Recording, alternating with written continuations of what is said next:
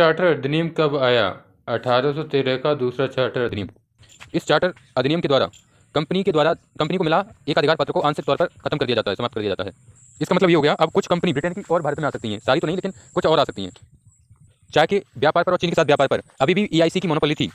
भारत में पहली बार ईसाई मिशनरियों का प्रवेश हुआ। भारतीय शिक्षा पर ब्रिटिश सरकार द्वारा 1 लाख पाउंड का निवेश किया गया पहली बार। 1833 का दूसरा चार्टर अधिनियम, दूसरा नहीं तीसरा, 1833 का तीसरा चार्टर अधिनियम। 3-3 में तो काम खराब हो गया ब्रिटिश कंपनी का, एक अधिकार पूर्णतः समाप्त हो गया, कंपनी का एकाधिकार पूर्णतः समाप्त हो गया, शासन का केंद्रीकरण शुरू हुआ। इस अधिनियम के द्वारा 3-3 आया ना, तो बंगाल के गवर्नर जनरल का पद भी खत्म हो गया। 3 तो इसको भी खत्म हो गया, 3 का काम करता है, इसका भी काम करेगा, बिगड़ नहीं गया और अच्छा हो गया। क्या अच्छा हो गया? बंगाल के गवर्नर की जगह भारत का गवर्नर जनरल बना दिया गया। या तो फायदा हो गया, 3 का काम बना दिया। 3 का बना भी सकता है, बना भी सकता है। तो भारत का पहला गवर्नर जनरल कौन था? William Bentinck. इसमें शासन का केंद्रीकरण शुरू हुआ, इसका मतलब शासन का एक हाथ में आना। 1833 में भारत का पहला विधि आयोग बना। भारत का पहला विधि आयोग के अध्यक्ष थे लॉर्ड मैकॉले। 1834 में अंग्रेजी शिक्षा अधिनियम आया, इसका भी सूत्रधार लॉर्ड मैकॉले था। 2 फरवरी 1834 में मैकॉले ने ब्रिटेन की संसद में एक भाषण दिया। इंडिया के अंदर जो लिटरेचर है ना, पूरा यूरोप भी चाहे तो उसकी टक्कर नहीं ले सकता। अगर भारतीयों का घमंड तोड़ना है तो उनकी संस्कृति को तोड़ना होगा। लेकिन भारत में आकर इसने और कुछ कहा और ये उसमें कामयाबी रहा।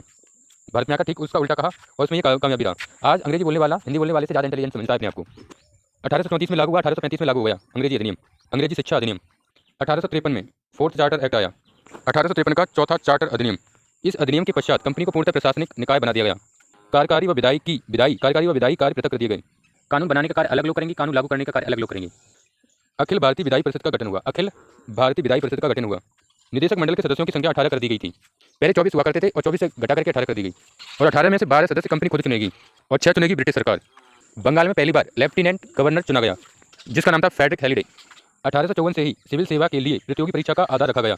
1853 से ही नहीं, 1854 से। वह कमेटी थी मैकॉले कमेटी। 1853 में मैकॉले समिति बनी थी, उसके तहत हुआ था ये। इसका पेपर कहाँ पर होता था? इसका एग्जाम लंदन में होता था। 1863 में सत्येंद्रनाथ टैगोर ने इस परीक्षा को क्रैक किया लंदन में जाकर। अब कंपनी व्यापार करती थी, कंपनी शासन संभालेगी, इस वजह से वो फेलियर पे जाएगी, क्योंकि कंपनी का प्रशासन था ही नहीं, कंपनी का तो व्यापार करना था ना।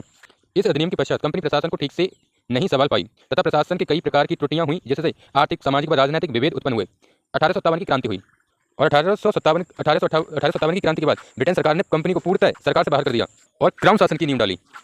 1857 की